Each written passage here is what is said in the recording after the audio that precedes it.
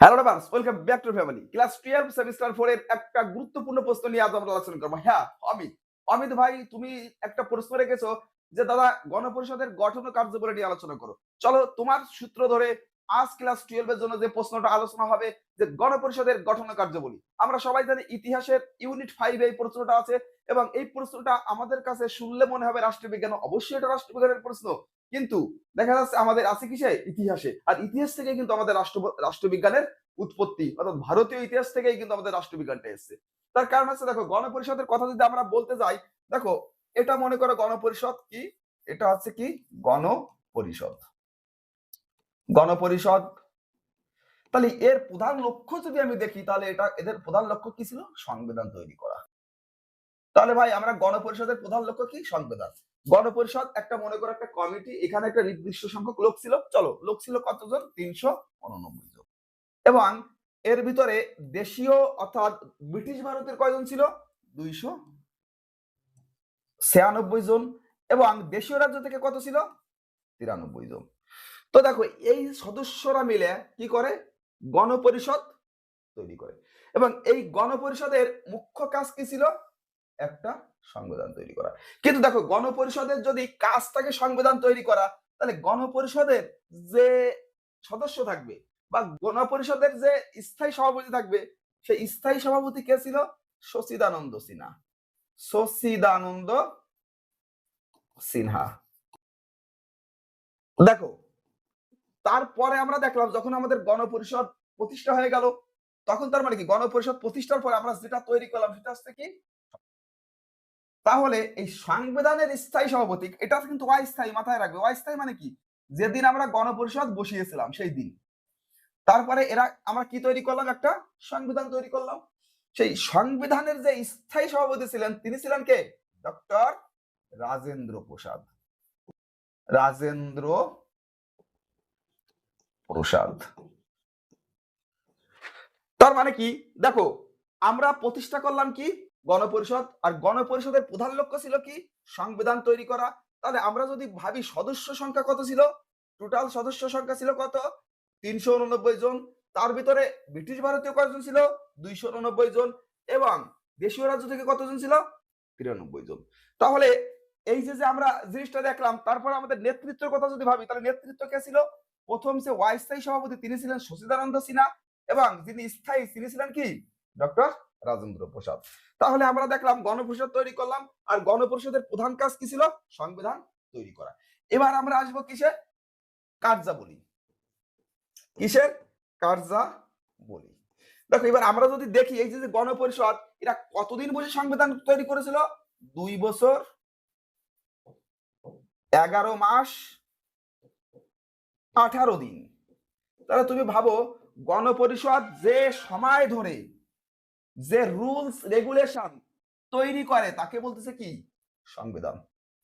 সেটাই হচ্ছে কি? সংবিধান। তাহলে আমরা জানলাম যে গণপরিষদের সম্পর্কে হালকা। তো এবারে কার্যাবলী কি ছিল? আমরা কিন্তু একটা অলরেডি বুঝতে পেরেছি যে গণপরিষদের প্রধান কাজ কি? সংবিধান তৈরি করা। তাহলে সংবিধানের ভিতরে কি আছে? দেখা যাচ্ছে সংবিধানের ভিতরে আরো যে কাজগুলো আছে, মনে করো যে আমাদের বিভিন্ন ধারা, কোন কোন ধারা থাকবে সেই ধারা সম্পর্কে আলোচনা কার কাজ? গণপরিষদের কাজ। আমরা যদি এখানে মৌলিক অধিকার সম্পর্কে আলোচনা করা, কার অধিকার কাদের কাজ ছিল? গণপরিষদের। আমরা যদি এখানে দেখি ধারা, তারপরে কি মৌলিক অধিকার সম্পর্কে আমরা আলোচনা করলাম। দেখো আমাদের জাতীয় পতাকা কি হবে, কবে উত্তোলন হবে, জাতীয় সঙ্গীত কি হবে, এই যে প্রত্যেকটা জিনিস কারা স্থির করেছিল? গণপরিষদের সদস্যরা। তারপরে যে রুলস এবং রেগুলেশন নিয়ে তৈরি হয়েছিল একটা কি বুক, যে বইটাকে আমরা বলি কি? সংবিধান। চলো দেখা যাক গণপরিষদের কি গঠন এবং কি কার্যাবলী আছে। চলো একবার এটা একটু দেখে নাও। অনেকটা এটা যদি তুমি বুঝতে পারো তোমার কাছে অনেকটা ক্লিয়ার হয়ে যাবে। চলো আমরা দেখি গণপরিষদের গঠন ও কার্যবলী। দেখো গঠনে আমি কি বলেছিলাম? ক্যাবিনেট মিশনের পরিকল্পনা অনুযায়ী 1946 খ্রিস্টাব্দে স্বাধীন ভারতের সংবিধান প্রণয়নের লক্ষ্যে 389 জন সদস্য নিয়ে গণপরিষদ গঠিত হয়েছিল। ভারতের ডক্টর বি আর আহমেদকর খসড়া কমিটির প্রধান ছিলেন এবং এই পরিষদ 2 বছর 11 মাস 18 দিন সংবিধান রচনা করেন। দেখো গণপরিষদের গঠন প্রতিষ্ঠা বলেছিলাম কি? ক্যাবিনেট মিশনের পরিকল্পনা অনুযায়ী 1946 সালের মে মাসে কি হয়? গণপরিষদ গঠিত। সদস্য সংখ্যা কে ছিল? শুরুতে ছিল কতজন? ৩৮৯ জন। এর ব্রিটিশ ভারতীয় ছিল থেকে কয়জন? ২৯৬ এবং দেশীয় রাজ্য থেকে কত ছিল? ৯৩। এটুকু কার সমস্যা আছে বলো? চলো আমরা নেক্সট স্লাইডে দেখি। দেখো নেতৃত্ব। নেতৃত্ব আমি কি বললাম একটু আগে? অস্থায়ী সভাপতি ছিলেন কে? ডক্টর সতীরানন্দ সিনহা এবং পরে স্থায়ী সভাপতি হিসাবে কে নির্বাচিত হন? ডক্টর রাজেন্দ্র প্রসাদ। এই কমিটির চেয়ারম্যান ছিলেন কে? ডক্টর বি আর আম্বেদকর। দেখো কার্যাবলী কিন্তু আমি তোমাদের কাছে একটু আলোচনা করেছি। চলো তারপরে ডিটেলস আমরা দেখা দিই। গণপরিষদের কার্যাবলী। দেখো সংবিধান প্রণয়ন। গণপরিষদের প্রধান কাজ ছিল কি? ভারতের জন্য একটা উপযুক্ত সংবিধান রচনা করা। তোমাদের এটাও বলেছি। ২ নাম্বারটাও বলেছি, জাতীয় প্রতীক গ্রহণ। ১৯৪৭ সালের ২২শে জুলাই গণপরিষদ জাতীয় পতাকা গ্রহণ করে। এছাড়া পরবর্তীকালে জাতীয় সঙ্গীত ও জাতীয় গান অনুমোদন করে। তাহলে প্রত্যেকটা কার কাজ ছিল? আমাদের এই গণপরিষদের কাজ ছিল। অর্থাৎ গণপরিষদের কাজ ছিল এই একটা রুলস বুক তৈরি করা। যে রুলস বুকটাকে আমরা কি বলি? সংবিধান বলি। দেখো সংবিধানের বিভিন্ন ধারা অনুচ্ছেদ নিয়ে আলোচনা। সংবিধানের প্রতিটি অনুচ্ছেদ নিয়ে বিশাল আলোচনা, সংশোধন, মত বিনিময় এর মাধ্যমে চূড়ান্ত মতামত দেওয়া গণপরিষদের একটি প্রধান কাজ ছিল। চূড়ান্ত, এখানে তোমরা মতামত লিখতে পারো। চূড়ান্ত মতামত। মৌলিক অধিকার ও দায়িত্ব নির্ধারণ। নাগরিকদের মৌলিক অধিকার নিশ্চিত করা এবং রাষ্ট্রের প্রতি নাগরিকের দায়িত্ব নির্ধারণ করা, এটা কাজ ছিল? গণপরিষদের কাজ ছিল। সংবিধানে কার্যকর করার ব্যবস্থা গ্রহণ। সংবিধান গৃহীত হওয়ার পর ২৬শে জানুয়ারি ১৯৫০ থেকে তা কার্যকর করার সিদ্ধান্ত গ্রহণ করা হয়। আর এই সিদ্ধান্ত কারা গ্রহণ করে? গণপরিষদ।